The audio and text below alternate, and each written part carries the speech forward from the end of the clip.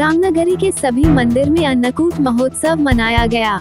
विशेष पूजन के बाद भगवान को 56 व्यंजनों का भोग लगाकर श्रद्धालुओं में प्रसाद वितरित किया गया। अयोध्या में दीपावली के बाद अन्नकूट का भी विशेष महत्व है।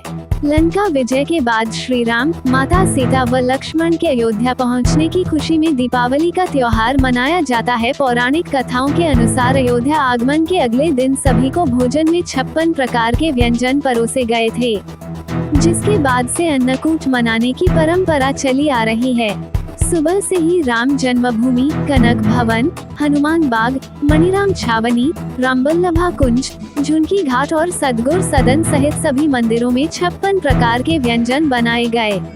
अयोध्या के छोटे बड़े मिलाकर लगभग 5000 से अधिक मंदिरों में अन्नकूट के पर्व पर युगल सरकार को 56 प्रकार के व्यंजनों का भोग लगाया गया। भोग लगाने के बाद प्रसाद भक्तों में वितरित किया गया।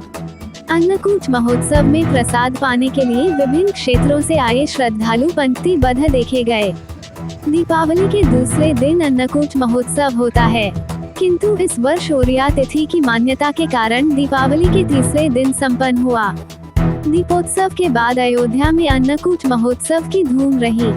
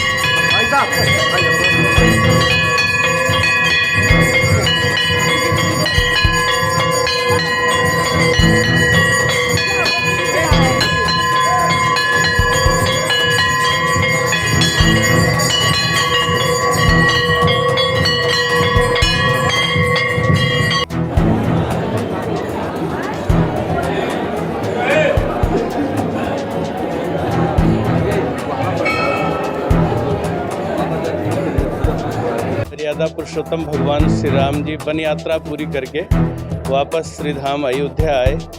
उस समय अयोध्यावासी ने भगवान के आगमन पर दीपोत्सव का आयोजन किया, जो दीपावली अभी बीती पूरे देश विदेश में विश्व में मनाई जाती है। और उसके अगले दिन, एक दिन बाद, भगवान के लिए दिव्य 56 भोग का।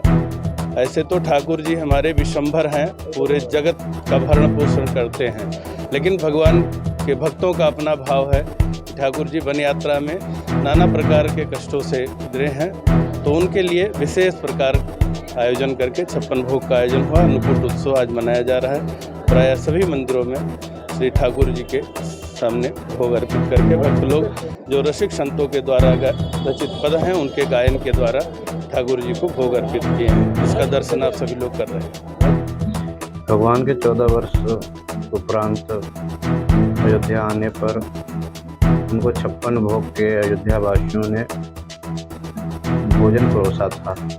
त्रेता युग से वो परंपरा आज भी सभी अयोध्यावासी निर्वहन करते आ रहे हैं। उसी के उपलक्ष्य में आज हम लोग अन्नकूट उत्सव मना रहे हैं। इस तरह उत्सव का माहौल है, जिस तरह से 22 जनवरी को कार्यक्रम होना है, अयोध्या में उत्साह का माहौल चल रहा है, तो मंदिरों में भी भक्त पहुँच रहे हैं, उत्साहित होकर के दर्शन कर रहे हैं। बिल्कुल बिल्कुल। भगवान आज 500 साल से हिंदू का मनोदशा बहुत विक्षिप्त था। आज वो मनोदशा भगवान का मंदिर बनने से, राम जी का दरबार बनने से सब अयोध्यावासी उत्साहित। उसी तरह से जैसे वनवास काल में जब भगवान राम आए थे और सभी अयोध्यावासी अत्यंत उत्साहित थे, उसी तरह से उस दिन भी लोग उत्साहित थे और अभी से भी उत्साहित।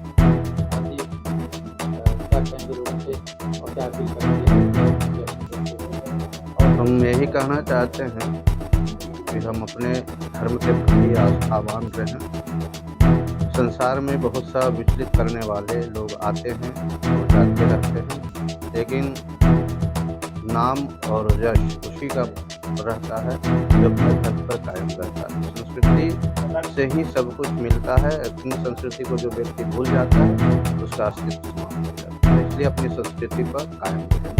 यहाँ 56 भोग का आयोजन था।